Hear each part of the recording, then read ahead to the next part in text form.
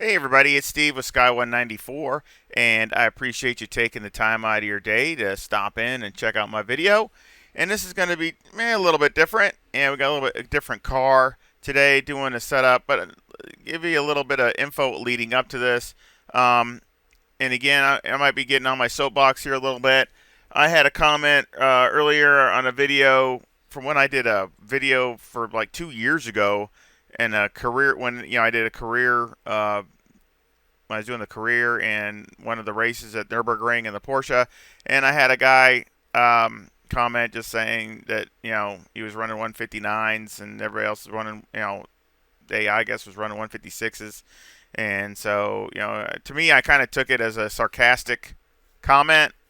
Um, so I mean if I'm wrong, then I'm sorry, but that's again that's the way. That's why I don't want to lead too much into it. Again, I know it's just a comment. So, but I just wanted to prove a point that an older video, very any of these videos that are really old that are out there, this sim ACC has changed so dramatically in 2 years. You can't even compare. I mean, it's night and day difference. And then on top of that, take into consideration, I drive better than I did 2 years ago, and I set up way better than I did 2 years ago. So again, at the time, everybody's just trying to figure things out. So, and I had a lot of requests for setups and things like that. So I was just putting them out there. But obviously, I do a lot better at that now, and every car is so different. I mean, this car compared to the newer Porsche is completely different as far as setting the car up. The aero, the everything. There's nothing that is remotely the same other than other than it's a Porsche and it's a GT3R. That's about it. So again, they take two different types of setups. But I wanted to prove a point that if I do an updated setup for it and it's a newer one, that it'll be decent. It should be able to could be a good base setup that you can go off of and go from there to make it what you like it. So again, we'll go make a lap. I love the livery on this car. That's why it's on. I have it actually on my channel as my header. I just love the livery. So it's just epic. And of course, anti-racing is my other favorite one of this year. That's one of the reasons I bought ACC was I love the anti-racing Porsche so much that it was one of the reasons that I had to have it, because they were showing that car in the beginning before they even released the sim. But yeah, I just love the way this car looks and the color combination and the graphics. But I think the big difference here with the older 2018, obviously the motor's the same. So you're not, everything's the same there. But the car, has some pace. It's decent. But the biggest issue is I think it's not as consistent in pace. It loses. It's a little harder on the tires, especially on the fronts, than the newer Porsche. The newer Porsche is a little bit better than this car is on the front tires. So again, in this setup, it's a decent setup, but I mean, you got to be aware that you might wear the fronts a little bit faster, pushing it really hard. So it's something to keep in mind compared to the newer Porsche. And so that in turn means the newer Porsche can keep probably a better pace and be more consistent pace, race pace, than this car can be. And yeah, you can put in a few good laps, but like I said, it probably falls off faster than the newer Porsche. But it still, felt really good. I was really happy with it. He said he was running 159s, and the AI is running 156s, which I know the car can go 156s, no problem. And it did a 155.9 right there. So again, and that's with, like I said, starting out with 62 liters, and I had a whole bunch of 156s. So again, it's there. Beautiful car. I could look at it all day. I love the looks of the car and the sound. I mean, Porsche's one of my favorite cars. all of them really now, especially now with the new Cup car. I love that car too. I mean, they're all really, and that's unique in itself also. So again, you got, all three of those are unique. So let's go over the setup. Again, I didn't spend as much time as I normally do because I didn't want, I know this car isn't that popular, and I try to spend my time where it counts. So again, I'll try to throw some hints out there of things that you can do to try to help with consistency and as far as keeping the same times lap after lap.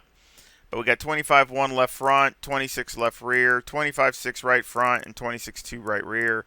The toe is a positive .06 with the camber at negative 3.8 and the caster at 9. And the toe on the rear is negative .1 with the camber at negative 3.2. These are all pretty decent. I think these are all set pretty good. I've had to adjust and that's another thing, I had the tire pressures were a little off on that stent, so I had to adjust those a little bit. Electronics are 3, 4. Of course, it doesn't have the TC2, it's just 3, 4, and then 8. Of course, I had 62 liters. Number 1 brake pad, 3 on the anti-roll bar, 52 on the brake bias, steering ratio is 12. Springs are 133,000 on the front with a 600 bump stop rate and a 5 bump stop range. And on the rear, the springs are 167,000 with a 500 bump stop rate and a 15 bump stop range. 3 on the anti-roll bar and 60 on the preload. Here, let's talk about a few things. The brake bias, I would try to go a few laps with it set the way it is. Again, it's don't be too aggressive with the trail braking in the first couple laps. And then after that, I would probably knock it down to even maybe 51 after maybe, a half a dozen laps or 3 or 4 laps, something like that. To try to get as much wear towards the rear as possible. Trying to get, because no matter what you do, the fronts are going to wear faster than the rears. So try to slow that down. I would try to increase the brake bias aggressively, but just do it as the car sees fit. So otherwise, the car will come around, slide around on you. Springs, you can also try to go down 1 click on the springs and see if that will help with some of the slower corners and also wear on the front tires.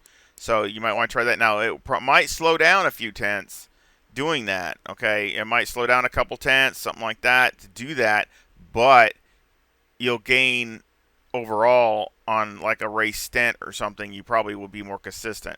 So you might give up a little here, but you're gaining it on the other end. So, again, and you might have to tighten these up a little bit if you do that. I left them up here, but you might have to tighten them up just so it doesn't. I noticed the front of the car wants to hit a lot of times on the braking. So again, you might have to stiffen this up just a little bit. I would probably leave the bump stop rate the way it is and take the bump stop range and just tighten it up a little bit so it limits how much the front end will come down. I don't think I would increase the rate too much on the front, as it just, you don't want it to hit the bumps. Right now it takes them okay going over the curbs and things like that, and you don't want to upset that. But again, this is, really good the way it is, pretty good balance, but there's, a couple things that you could try for improvement, especially over a race stint. Shocks on the front are 5, 6, 5, 3, and on the rear they're 3, 1, 6, 9. And again, I use Motec to go over it. And of course, I didn't go over it as many times as I usually do, but I did go over it, and I went over it again after the stint and made some more adjustments to get it more, as close as I could. So it's definitely close. Aero got 62 in the front, 75 in the rear with a 14 rear wing and a 4 and a 4 and a brake ducts. And the front aero variation is a negative 6.9. So again, with this, what happens is the front tires, of course you don't have no splitter on the 2018, and that hurts a little bit. But the thing is you can't run it down like that because it's hitting everywhere. Every time you're on the brakes, it's scraping really hard, things like that. And so it still does this a little bit. Once in a while, it scrapes just a little bit. But of course, as the fuel comes off, this is going to come up. The front's going to come up. The rear's going to stay exactly the same. So again, I would try to leave this alone if you can. And as far as the ride height, and of course, be careful doing anything with the front or the rear. as far as hitting, because anything lower and it'll probably start hitting some. Um, even with the rear. So you might go down one click if you think the back end's sliding around too much. You might want to go down one, or I would probably take the anti-roll bar and go down one like that. If the back end is sliding around or rotating too much for you, that's what I would try. Be careful as far as going down too much, because again, this car is really bad with the front tires. So what's going to happen is after 15, 20 minutes or 30 minutes, you're going to be understeering like atrocious. So you want to be able to keep as much the front end as close as you can, and that's why I rather had it all the way down, but it's hitting all the time, and I don't want it to wreck the car, upset the car so much that so I raise it just enough, and it still does hit a little bit here or there, but I mean, like I said, it'll actually get better as the fuel comes off. So again, I will put a link to this setup in the description. Again, this is maybe not as dialed in as I usually do with some of my other setups, but again, I just did it to prove a point that, again, it's still a great car. And of course, obviously, if you're running the career mode, you're running against the other, the older cars, because that's what the career mode is, and it will, it could definitely compete. And you just got to, again, tune it to its specific needs and drive it that way also. You just got to kind of be aware, compared to the newer Porsche, that the front will wear the tires more than the rear, and you don't have the aero help to help kind of offset that a little bit. You have no splitter in the front to kind of help the front end, especially when the tires start wearing. So you just got to take that in consideration. So you got to either run less wing or more ride height, or combination of the two.